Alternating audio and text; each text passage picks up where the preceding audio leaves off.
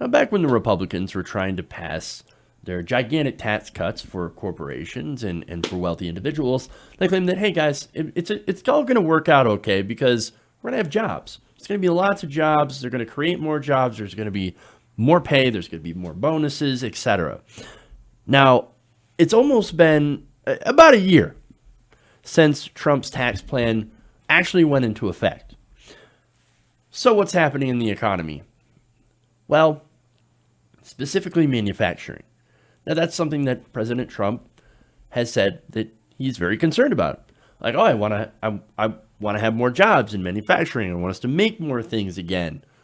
Well, a year after those tax cuts went into effect, you have thousands of workers now in manufacturing, that same sector, who were promised new jobs, more pay. They're actually now looking at unemployment. Now, recently, GM announced a massive restructuring plan, right, in which the company will inevitably cut about 15% of its workforce. They also said that they plan on laying off approximately 14,300 employees. That's about 15%, shuttering 5 factories in both the U.S. and Canada, and that 2 more closings will also be announced internationally. So restructuring, basically, we all know what that means. Somebody's losing their job. In this case, a lot of people are losing their jobs. And guess where this is happening? Mostly in the Midwest. Now, of course, that one plant in Canada is in Ontario. So you have Ohio, Michigan, Maryland, Ontario, and 2 more places that are going to end up being closed internationally. Now, if you're in the Midwest, I don't know, do you guys feel like you're winning yet? Because I certainly don't feel like I'm winning. I live in Michigan, so what happens in the auto industry has a big impact on the state's economy. GM pulling out, closing factories. Oh boy. Now, how does this relate to the tax cuts? Why do I keep bringing it back to that? Well, it's because the GOP gave a $514 million tax break to the company after passing these tax cuts, right? Now, the company, according to the advocacy group Not One Penny, used about $100 million of that to enrich GM's shareholders. Well, now, wait a minute. So we're closing plants all over the Midwest and in Canada, getting rid of a lot of workers, nearly 15,000 employees, and yet they took that money and they gave it to their shareholders. They gave it to the executives. Oh, here you go. Here's all this money that we saved in the tax cuts. Now, wait a minute. You shouldn't do that, right? Well, unfortunately, in our system, that actually makes a lot of sense because shareholder profits right now are incentivized over everything else. There is no incentive in our corporate structure right now to care about workers. Well, they see workers as nothing more than, oh, you're easily replaceable. You're actually a drain on the company, so let's just get rid of you. We're going to restructure, and we're going to focus on, of course, short-term profits. Look, that's why pay didn't rise significantly, right? That's why there were very few new jobs created as a result of those tax cuts. They took the tax cuts and they put it in their pocket. That's what the executives do, and that's what the system has incentivized, right? The company has a fiduciary responsibility to squeeze as much profit as it can out of the company and hand it right to the shareholders. Now, I don't necessarily blame the CEO, because think about it. If the CEO does that, or I'm sorry, doesn't do that, they don't squeeze out every single bit of profit and give it to the shareholders, well, then the shareholders fire the CEO and replace them with someone who will. Because that is the corporate culture. And that is also what's wrong with the corporate culture. And it's been like that since greed apparently became good. Right? Now, I have more information on this. Actually, no, I have a quote. And then we're going to have more information. And this is from Ryan Thomas, the spokesperson for Not One Penny, who's been talking about this a lot. General Motors, they said, decision to gut its workforce epitomizes the bad corporate behavior Republicans in Congress have incentivized for generations. Instead of using its massive tax savings to increase employee wages or invest in its workforce, GM is shuttering plants and cutting jobs to increase profits and further enrich shareholders. The American people will not forget the Republicans in Congress permitted these morally reprehensible and irresponsible actions. That is an excellent quote there, and what's and really representative of what's been happening. Because again, this isn't something that is new. This has been happening quite a lot when it comes to manufacturing. Oh, we're going to retool, we're going to restructure, we're going to get rid of these jobs, and we're going to switch over, and we're going to send our plants overseas, or we're going to send them to Mexico, or start sourcing parts from China. And they're doing that all in an effort to make more profit, when in reality, these companies were fairly profitable.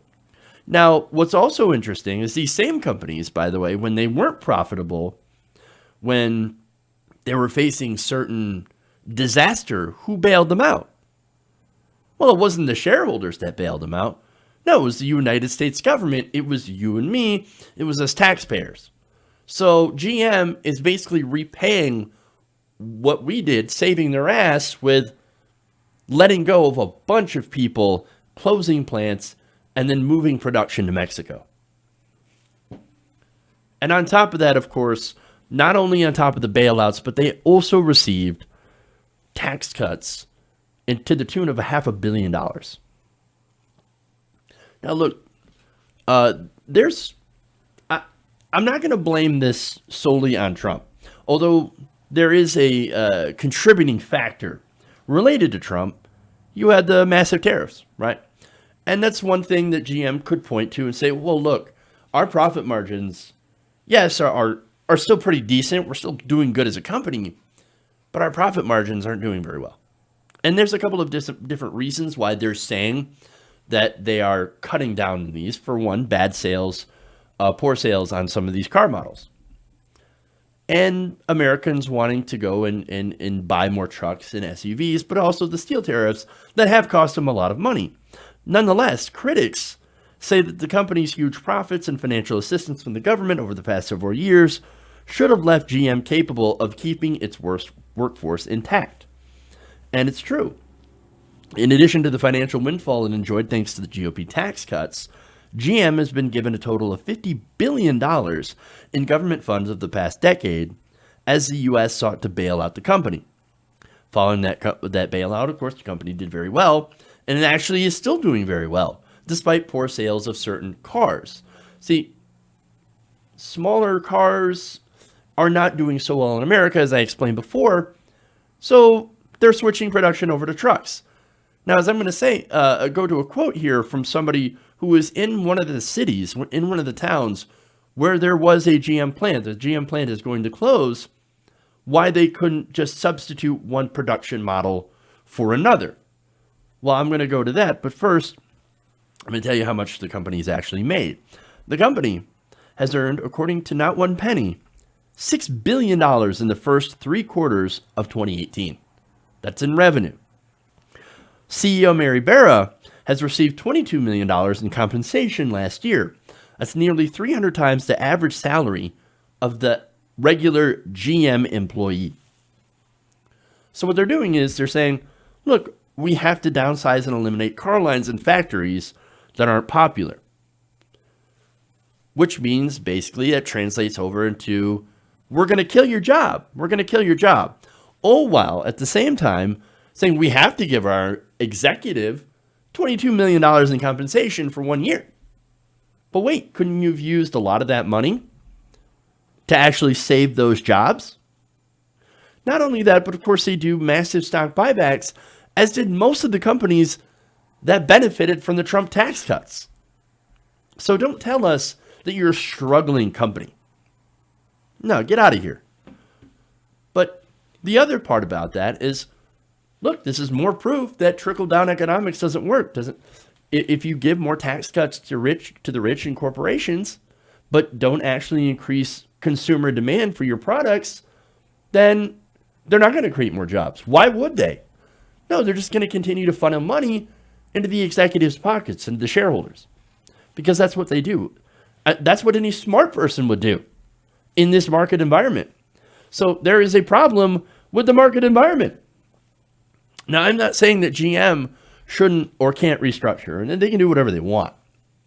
But maybe, I don't know, we shouldn't be giving them $500 million in tax cuts to try to save jobs that they were going to kill anyway. And to go to that quote here, I was reading through some of the articles to get information for the story, right? And I go into a Huffington Post article. I talked to one of the workers in the Lordstown plant. Now, this guy is a Trump voter. Oh, Jeff, you shouldn't feel bad for Trump voters. Well, this is the reason that he voted for Donald Trump. He believed him when he said, I'm going to bring manufacturing back. Now, see, one of the things Donald Trump does is he lies. I pointed out how he lies all the time. So he goes to the rallies and he says, oh, Lordstown, I'm going to bring the manufacturing back. I'm going to bring the car factory back. I'm going to save your jobs. And actually, your jobs will be better. They'll pay better than ever before if you vote for me. And some people are like, well, look, we tried the Democrats already. Under Obama, we still had this problem. Even though Obama, to be fair, bailed out the auto industry. Well, our wages aren't going up. So I guess I'll just try this new guy who promises things are going to be better. Now, those same people are like, boy, I think we made a mistake. No kidding. Well, I could have told you that. But some people, I guess, have to learn the hard way. And it's really sad. But anyway, now the guy, going to his quote here, he said that he had hoped Chevy would repurpose that plant. Now, right now, that Ohio plant makes Chevy Cruises. I happen to drive one of those. I think they're nice little cars. But as I said before, the trend now for Americans is, I'm going to buy SUVs, I'm going to buy big trucks. Now, Chevy Silverado drives really well, or sells really well. So does a Chevy Blazer, right? Now, this guy's like, well, why can't they just make the Blazer here? They can repurpose the plant. We're all excited and eager to go to work. We want to work. We don't want to be laid off. So just, we know this car isn't selling well. Okay, it's fine. You can get rid of it. Sometimes things don't sell well. Just have us make something else, please. No, they're not going to do that.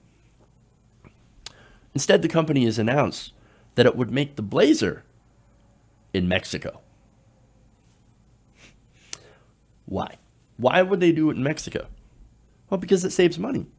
They're going to save money on labor because they end up paying Mexican workers far, far less than they do American workers. It doesn't matter if you cut taxes for these companies. They're still going to find a place where labor is cheap. They're still going to find a way to enrich their shareholders. So maybe in the meantime, we should stop handing out corporate welfare. We should stop handing out tax cuts like they're candy. I mean, look, it doesn't work. How many more instances do we have to show you that tax cuts don't work, they don't create more jobs, and they really don't create an incentive for companies to stay? I mean, look, we did it for Carrier, right? Trump did it for Carrier. Where's Carrier go? Carrier is still going out overseas. They did it for a bunch of companies. And every time it's happened, I've had to report that they're still cutting jobs because tax cuts do not create economic growth. Tax cuts do not make companies stay in areas.